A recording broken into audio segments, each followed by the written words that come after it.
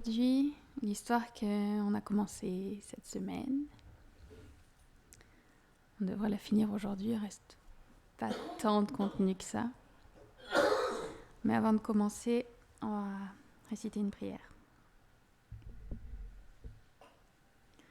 Om Ganati Mirandasya Ganam Jaram Shalakaya Shakshurun Militam Yena Tasmai Shri Gurave Namaha Shri Chaitanya Manobishtam Stapitam Yena Bhutare Svayam Rupa Kadamadyam Dadati Svapadantikam Vanchakarpatarubhyascha Kripa Sindhubhya Evacha Patitanam Pavanebhyo Vaishnavebhyo Namo Namaha Jaya Shri Krishna Chaitanya Prabhu Nityananda Shri Advaita Gadadhar Srivasadi Gaura Bhakta Vrinda Hare Krishna Krishna Krishna Hare Hare Hare Rama Rama Rama Hare Hare Namam Vishnu Padaya Krishna Prestaya Bhutare Srimate Bhaktivedanta Swaminiti Namine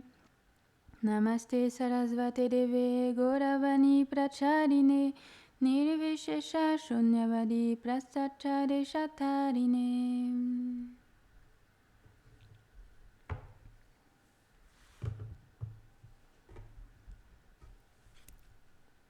Je demande la miséricorde de mon Gourdev pour que je puisse parler aujourd'hui. Et je ressors mes notes. En plus, je suis assortie aujourd'hui. C'est forcément de bon augure. Donc, jeudi, on avait expliqué l'histoire de Amba. Et on s'était arrêté au moment où elle obtient l'aide de Parashuram pour... Et il y a un grand combat entre Parashuram et Bhishma. Et Parashuram, il essaye de tuer Bhishma, mais le conflit se termine où c'est Parashuram qui est vaincu. Il n'est pas mort, mais il est vaincu. Et de fait, Amba, elle se rend compte que pour pouvoir assouvir sa vengeance, parce qu'elle est toujours pleine de colère et de vengeance, et il va falloir qu'elle se débrouille par elle-même pour tuer Bhishma. Mais elle est une femme, il faut qu'elle trouve une solution pour accomplir son désir, et elle décide qu'il faut qu'elle devienne puissante. Et comment elle peut devenir puissante? Par l'ascèse. Alors, elle se dirige vers la Yamuna pour accomplir des austérités. Et Bhishma, c'est Bhishma toujours qui parle. Il explique qu'à ce moment-là, personnellement, il est au courant de toute l'histoire, parce que il n'a pas pu être témoin de toute son histoire et de sa renaissance, mais on lui a raconté tous les faits. Mais à ce moment-là, il est au courant de ce qui se passe, au moins au début de ses austérités, parce qu'il a fait envoyer des hommes pour la protéger. Donc même s'il est au courant qu'elle veut tout faire pour le tuer, il envoie quand même des personnes pour veiller sur elle. C'est quand même spécial, hein. Bhishma, elle est vraiment pas quelqu'un ordinaire.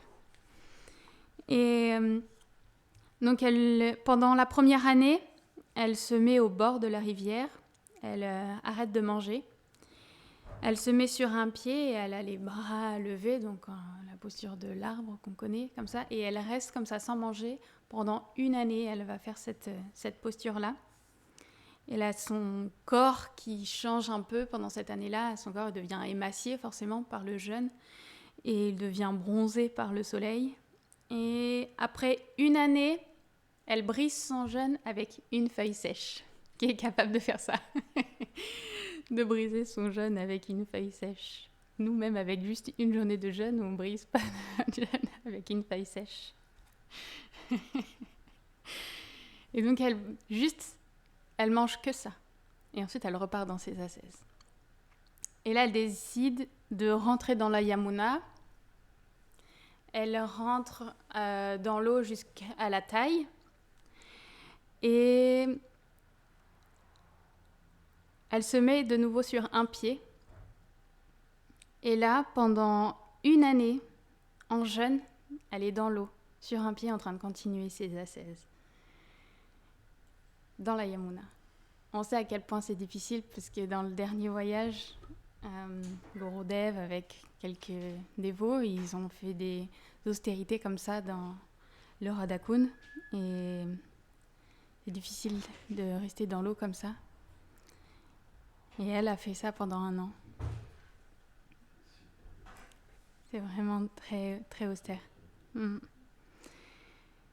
Et après, elle a continué à faire différentes comme ça, austérités pendant 12 ans. Après 12 ans, elle décide de quitter la Yamuna et elle commence à vagabonder.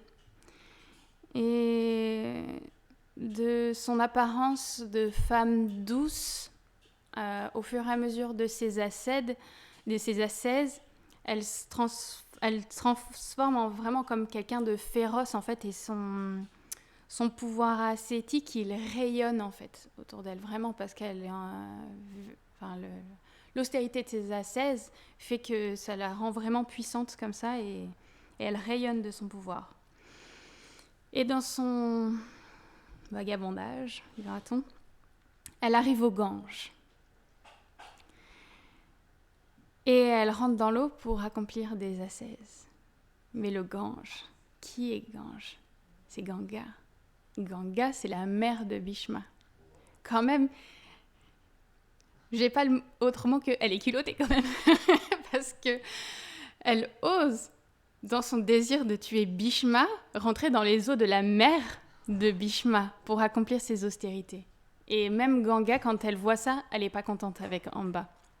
Alors elle prend une forme personnifiée et elle va voir Amba et elle lui demande ce qu'elle veut faire. Alors elle lui explique, Amba, dans sa franchise, elle lui explique qu'elle veut devenir puissante et qu'elle veut anéantir Bhishma. Et Ganga, elle la blâme pour son comportement. J'ai pas réussi à vraiment traduire là, puis j'ai pas lu en français, il fallait que je rallume mon ordinateur, mais crooked, son comportement tordu, son caractère tordu, elle la blâme pour ça, et elle lui dit qu'à cause de ça, elle sera faible. Et c'est intéressant de voir cette chose-là parce que quand elle arrive enfin à son but, donc là on saute des étapes, mais bon, c'est la bataille, sur cette bataille, ce passage-là, il est très connu, on raconte beaucoup, mais elle n'est pas vraiment l'élément principal de la mort de Bhishma, on le sait à cause de ça. Et quand j'ai lu ça, ça m'a fait souvenir ça. Je pense que ça doit être lié à cette chose-là. Alors on est forcément partiellement la cause, puisqu'elle est destinée à ça. Mais Arjuna, on sait qu'il joue un très grand rôle dans le départ de Bhishma. Et Ganga, elle continue et elle lui dit, si jamais tu continues dans ta lancée, si jamais tu continues tes ascèses pour détruire mon fils, alors je te maudis. Je te maudis que tu vas te transformer en une rivière qui sera pleine d'eau seulement pendant la saison des pluies, et tes eaux seront remplies de crocodiles et de poissons féroces, carnivores, de poissons féroces. Et ensuite, Ganga, elle s'en va. Est-ce que ça ralentit Amba ? Sa colère, elle est trop grande. Et sa détermination, elle est trop forte. Elle continue, elle reste dans les eaux du Gange, et elle accomplit ses austérités comme ça dans les eaux du Gange. Et c'est pas expliqué véritablement combien de temps elle reste, mais elle continue comme ça ses austérités dans le Gange, et à un moment elle s'en va et elle continue son vagabondage. Et quand elle arrive à Vatsbhumi, c'est comme elle tombe, et à ce moment-là, elle se transforme en rivière. Et comme l'avait prédit Ganga, c'est une rivière pleine de crocodiles à la saison des pluies et de poissons féroces. Mais parce que son ascèse était tellement puissante, c'est juste la moitié de son corps qui se transforme en la rivière, et elle peut continuer ses austérités, elle peut continuer encore à faire ses austérités pour accomplir son objectif, grâce à la puissance de ses ascèses. C'est vraiment puissant. Et de cette manière-là, elle continue, et elle rentre encore dans un ermitage, et les sages lui demandent sa situation, et elle leur explique. et il lui conseille de prier Shiva pour pouvoir avoir ce qu'elle veut. Alors, de nouveau, elle se met en sévère pénitence pour pouvoir rencontrer Shiva. Et Shiva, il vient à sa rencontre et il lui accorde son vœu. Il lui dit que donc elle peut pas accomplir cette vengeance dans ce corps-là puisqu'elle a le corps d'une femme, mais dans sa prochaine vie, elle renaîtrait en tant qu'une femme, et elle se transformerait en un homme. Et il lui dit simplement ça, que dans sa prochaine vie, elle pourra accomplir et qu'elle tuera Bhishma dans sa prochaine vie. Il lui explique déjà dans quelle famille elle va arriver. Donc on sait c'est la famille dans la lignée de Drupada. Et qu'elle sera un homme qui sera hautement qualifié et féroce. Donc il lui dit que dans sa prochaine vie, elle sera un homme et qu'elle aura vraiment la puissance, ce sera un très grand guerrier. Et quand elle entend ça, Shiva, après, il s'en va et elle décide que, elle est pressée de pouvoir faire cette vengeance-là. Elle allume un bûcher et elle termine cette vie-là, à ce moment-là, immédiatement. Et maintenant, on va passer à la famille de Drupada. Drupada qui est du royaume, qui est un roi à Kampilia. Et Drupada, il n'avait pas d'enfant. Il n'arrivait pas à avoir d'enfant. Alors qu'est-ce qu'il a fait ? Il a prié Shiva. Et Shiva, il a fini par répondre à son appel, comme il l'avait fait pour Amba. Et là, il lui explique qu'il aura un fils, mais qu'elle naîtra en tant qu'une fille et qu'il deviendra un fils. Et quand Drupad il entend ça, il essaie de négocier avec son épouse, il essaie de négocier avec Shiva en disant mais non, mais moi je veux juste un fils en fait. Je préférerais que ce soit juste un fils, pas qu'il naisse en tant qu'une femme. Moi je veux juste un fils. Et Shiva il a dit non, tu auras une fille et il se transformera en un homme. Ça devient compliqué à manager. Hein. Du coup, en temps voulu, l'épouse de Drupad donne naissance à une fille. Et qu'est-ce qu'il fait ? Parce que c'est compliqué d'expliquer à tout le monde que ça doit se passer comme ça. Alors il décide de cacher l'identité féminine de Shikandi. Donc c'est le nom qui a été donné. Et il le fait passer pour un homme et lui fait accomplir tous les rites des hommes. Et il y avait quasiment personne qui était au courant que c'était une femme, juste quelques servantes, parce qu'elle devait être autour de Shikandi pour s'occuper d'elle. Mais sinon, personne n'était au courant que c'était une femme. Et les années ont passé, et son père, il lui a appris les arts de combattre, le tir à l'arc, vraiment tout ce qu'il faut pour être un bon guerrier, pour être un homme.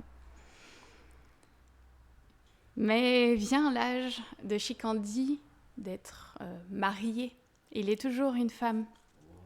Et la femme de Drupad, elle a le désir de marier son fils, sa fille, je ne sais pas comment vous le dire. Là, on va dire son fils.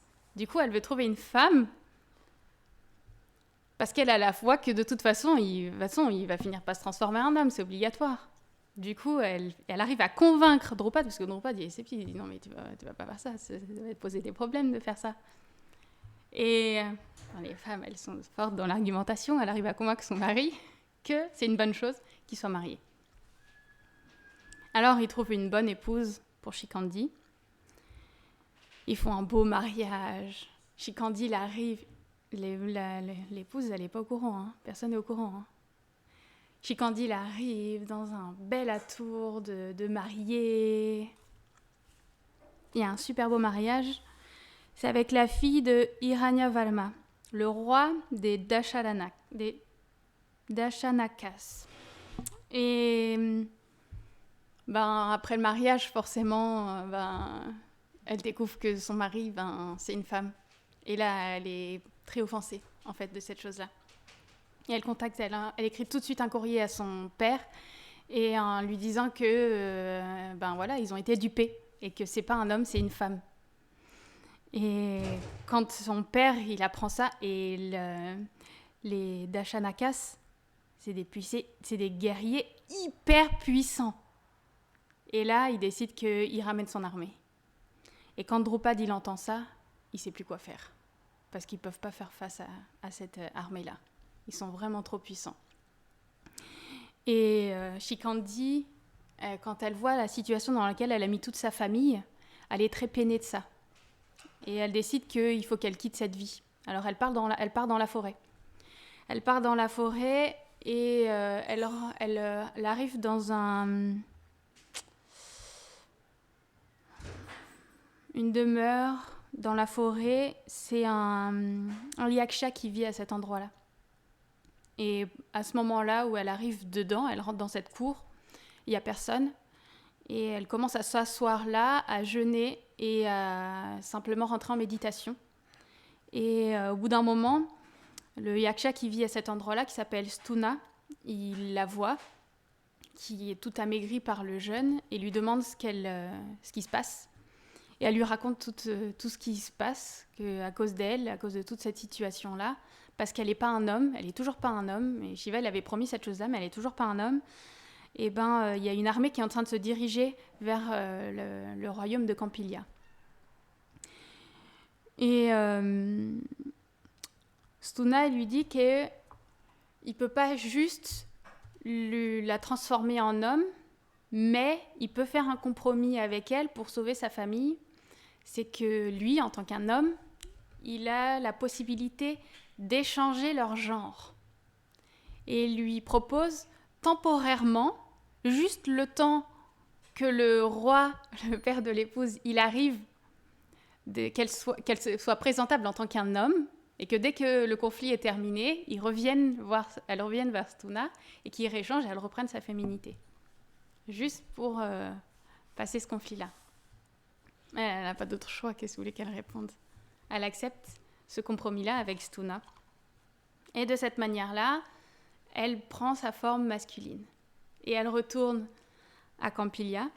Et là, il y a le père de son épouse qui arrive et il dit « Mais en fait, c'est un malentendu, c'est vraiment un homme. » Et là, le roi, il veut être sûr. Alors, il envoie des jeunes femmes voir Shikandi pour qu'elles puissent vérifier que c'est bien un homme. Une fois que la situation elle est bien prouvée que c'est un homme, ils sont heureux, voilà, c'est résolu, et il s'en va. Pendant ce temps-là, Stuna, il est caché dans sa demeure, de honte avec ce corps de femme. Et la Providence veut que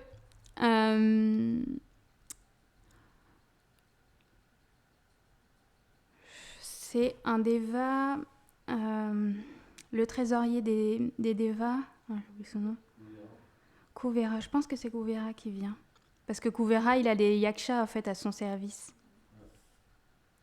Bon, je ne l'ai pas marqué, mais c'est Kuvera. Ah oui, il est là. Kuvera. Il y a Kuvera qui est dans un aéronef qui passe au-dessus du palais de Stuna et il dit « Tiens, je vais aller faire une visite à Stuna ». Il arrive, il descend, il arrive dans le palais et il n'y a personne qui l'accueille. Ouf, c'est un déva quand même. Hein. Il n'y a personne qui l'accueille. Et il n'est pas content. Ils disent « Allez chercher l'homme qui tient cette demeure ». Et en fait, c'est les serviteurs de Kuvera, ils reviennent le voir, ils lui disent en fait, il est caché, il lui raconte l'histoire, voilà, il est dans un corps de femme et tout ça. Ouf, Kuvera, il n'est pas content. Il est vraiment pas content. Comment il a pu oser prendre ce corps de femme, comment il a pu oser faire cet affront-là, en plus il n'est pas venu l'accueillir, etc. Et il le maudit. Il le maudit que pour le restant de ses jours, eh ben, il sera une femme.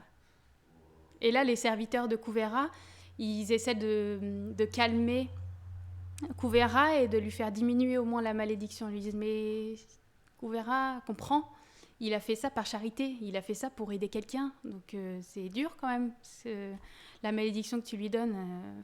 Et donc ils argumentent comme ça avec Kuvera par pitié pour Stuna quand même, qui a fait ça par bonté. C'était pas dans une intention mauvaise, c'était vraiment pour aider quelqu'un.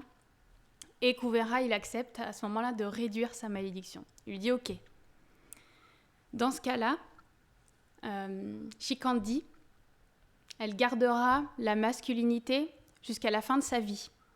Donc en fait, lui, il sera une femme tout le temps que Shikhandi sera en vie. Et quand Shikhandi mourra, il pourra récupérer sa masculinité. Il a réduit la malédiction de cette façon-là. Et quand Shikhandi, qui n'était pas au courant de ça, elle est revenue dans la forêt, elle est allée voir Stuna, et donc du coup, de cette façon, elle a pu garder son corps d'homme jusqu'à la fin de sa vie. C'est quand même spécial cette histoire. Et du coup, elle va pouvoir venger son honneur. Et Bhishma, il raconte comme ça tout ça. Tout ça, ça lui a été raconté. Donc il est au courant de toutes ces histoires-là. Les sages, ils savent beaucoup de choses et on sait que les sages, ils vagabondent d'endroit en endroit. Et c'est souvent de cette façon-là que les rois, ils sont au courant de tout ce qui se passe dans les autres royaumes. Et Bhishma, là on se retrouve dans la tente, juste avant la guerre de Kurukshetra. Et il explique qu'il est au courant que Shikhandi est là pour le tuer. Il est au courant qu'au début de sa vie, Shikhandi était une femme. Et à cause de ça, même si Shikhandi, sur le champ de bataille, il va venir le voir pour le tuer, il ne pourra pas lui-même se battre contre lui. Il stoppera ses tirs, mais il ne pourra pas réciproquer avec son conflit. Parce que Bhishma, il est très droit. On sait que pendant toute la période où Bhishma il a été sur le champ de bataille, les règles du combat ont été respectées. Parce que pour lui, il n'était pas question d'en être autrement. Et Bhishma, jamais peut se battre contre une femme, ou ceux qui ressemblent à une femme, ou ceux qui portent le nom d'une femme. À cause de ça, il ne peut pas combattre Shikhandi. Et ça clôt un petit peu cette histoire-là. Et c'est pas que Duryodhana il est fâché avec Bhishma pour cette chose-là, parce que c'est honorable en fait. Sa cause elle est honorable, donc il comprend, et simplement ils vont essayer de faire en sorte que tout se passe bien. Et Duryodhana il continue de poser des questions à Bhishma, et il demande à Bhishma en combien de temps il peut être capable de détruire l'armée adverse. Bah oui, ça fait partie de tout ce qu'il faut savoir avant de commencer la bataille. Il faut connaître la qualification de chacun de ses principaux guerriers. Et Bhishma, il lui explique que chaque jour, il peut battre 10 000 soldats à pied et 1 millier de guerriers sur char. Et plus encore si jamais il est emporté par sa colère. Mais il fera un combat équitable, donc on sait qu'il y a plein de règles dans le combat, il faut combattre vraiment à égalité. Un combattant ordinaire contre un combattant ordinaire, etc. Il y a beaucoup de règles, donc il fera un combat équitable. Et avec toute sa capacité, il aurait besoin d'1 mois, il estime ça comme ça, qu'il aurait besoin d'1 mois pour détruire l'armée adverse. Ok, Duryodhana il se tourne vers Drona et lui demande, lui, en combien de temps il serait capable de détruire l'armée adverse. Drona, il dit qu'il est vieux maintenant et qu'il a perdu de la force. Donc, 1 mois, ce serait pas mal pour lui pour battre l'armée adverse. C'est quand même pas des gagnants ordinaires, même s'ils sont vieux, parce que c'est pas une petite armée qui est en face. Ensuite, la question est posée à Kripa. Lui, il estime pour 2 mois, pour combattre l'armée adverse. Ensuite, Ashvatthama. Ashvatthama, il est beaucoup plus jeune, on sait. Lui, il est sûr de lui, voilà, tout ça. Il estime à 10 jours. Il estime qu'en 10 jours, il peut combattre l'armée adverse. Mais attends, il n'y a pas le pire encore. Le pire, c'est Karna. Et bien sûr, Duryodhana, il va forcément poser la question à Karna. Karna, c'est son ami de cœur, c'est lui qui lui va donner l'espoir de pouvoir vaincre Arjuna. Voilà. Et Karna, qu'est-ce qu'il répond ? Il répond 5 jours. Moi, en 5 jours, je peux combattre l'armée adverse. Et là, Bhishma, il ne peut pas faire autrement, il se met à rire. On sait, il y a beaucoup d'animosité entre les deux. Et il lui dit, tu peux parler ainsi parce que en fait, tu t'es pas encore retrouvé face à Arjuna sur son char, avec Krishna comme conducteur de char. Donc tu peux te permettre de parler comme ça. Quand tu les auras vus, tu pourras plus dire la même chose. Et comme ça, ils discutent du plan de bataille qui va commencer juste après le lever du soleil. Et ils mettent en place tous les plans. On sait qu'il y a plein de formations différentes pour pouvoir avoir des défenses, des contre-défenses, des attaques, etc. pendant les conflits. Donc ils essaient d'organiser le plan de bataille du lendemain et ça finit cette discussion-là et on va finir ici pour aujourd'hui. Jai Mahabharat ki Jai.